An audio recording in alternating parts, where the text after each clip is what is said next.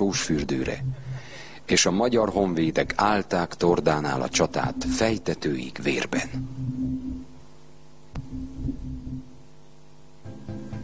A második magyar hadsereg szeptember 5-én indult támadása, amely a déli Kárpátok hágóinak lezárását célozta meg, elakadt.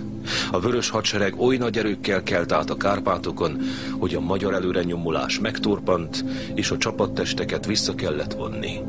Előbb a Maros vonalára, majd Torda térségébe, a tordai magaslatok természetes védőállásaiba.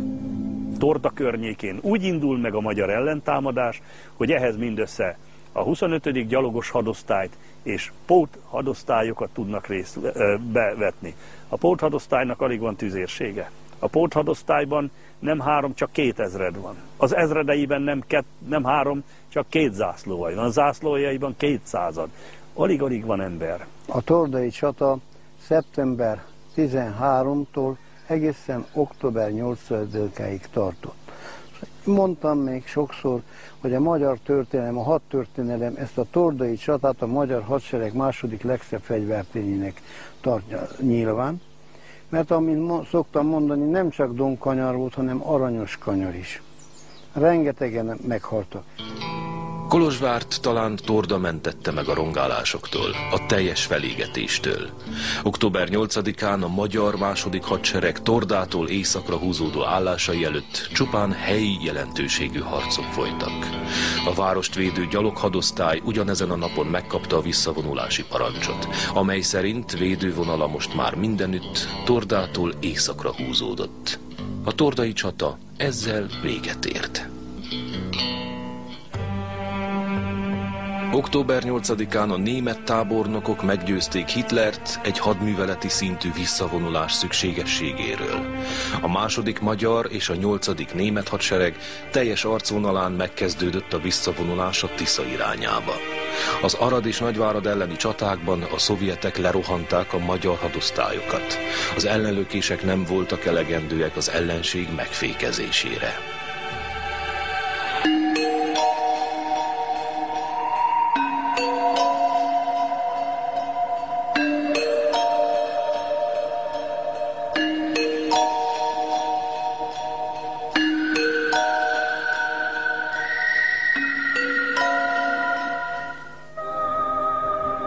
A Magyar Honvédség 1944. évi erdélyi és székelyföldi veszteségi adatairól nincs pontos szám.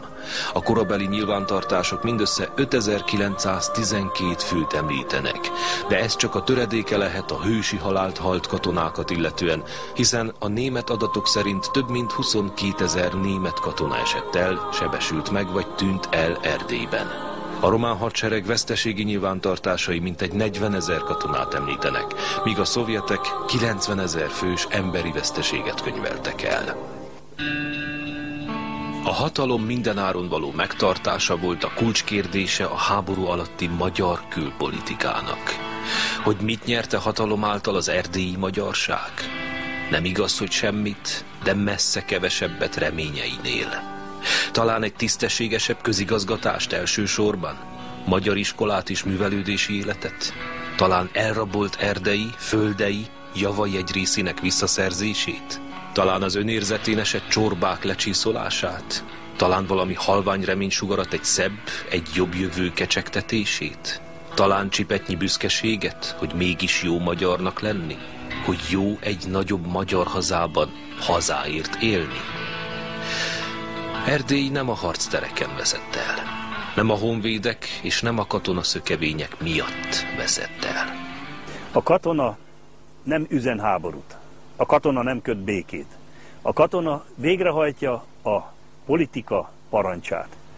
És hogyha a politika úgy dönt, hogy Magyarország érdekeit a Donkanyarnál kell védeni, akkor a magyar katona elmegy, és még ha tudja is, hogy ez nem helyes, de ha így döntött a politika, neki egy dolga van végrehajtani. A katona törvénytisztelő polgára az államának. És ha ez a törvény rossz, a katona egy rossz törvény miatt fog meghalni. És bizony itt ekkor nagyon-nagyon sok rossz törvény született. Mikor veszett el tehát Erdélyország?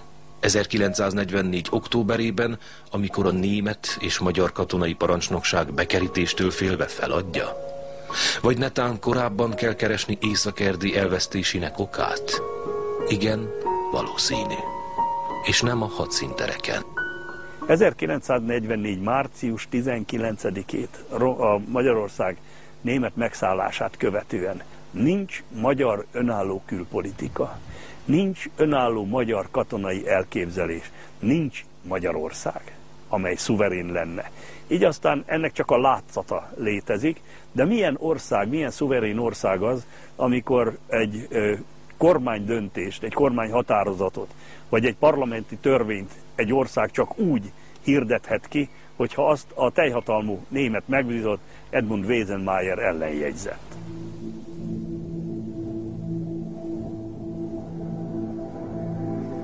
Az erdélyi magyarok álma szertefoszlott.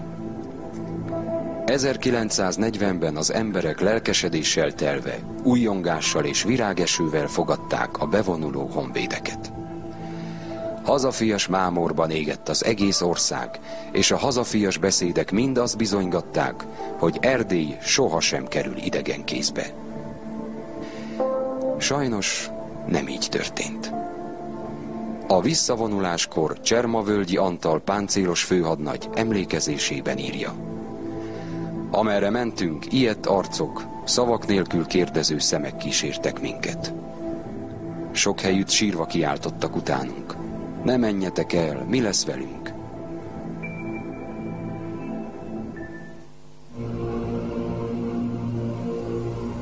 Erdély területén a harcok megszüntével a szovjet vörös hadsereg és a román csendőrség hadifogoly tábort működtetett, ahol embertelen körülmények között jelentős magyar nemzetiségű fogoly vesztette életét.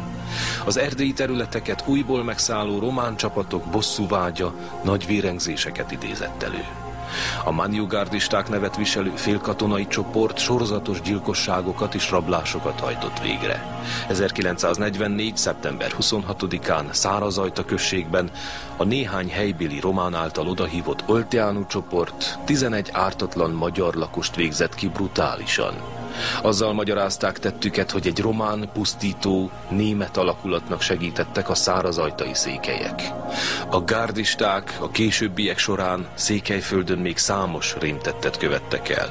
Többek között Csíkszentdomokoson 1944. október 8-án 11, Gyergyószentmiklóson pedig október 15-én 3 székely helybéli lakost öltek meg.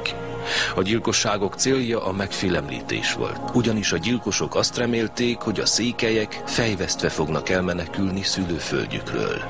Csalódtak.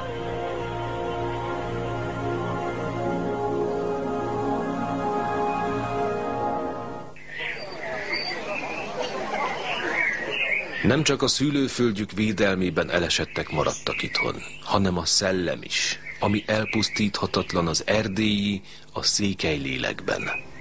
Mi sem bizonyítja ezt jobban, mint az a közösségi összefogás, ami ha késve is, de méltó emléket állított a hazájukért életüket áldozóknak. A szovjet armádia és román hadsereg halottainak méltó helyen biztosítottak emléket a győztesek, általában a településközpontokban ágáló emlékművekkel. A magyar és német hősi halottak sok helyen feledésre ítéltettek, már amennyire parancsszóra feledni lehet. A kereszteket el lehet tüntetni, de az emlékezésnek semmi sem állhatja útját.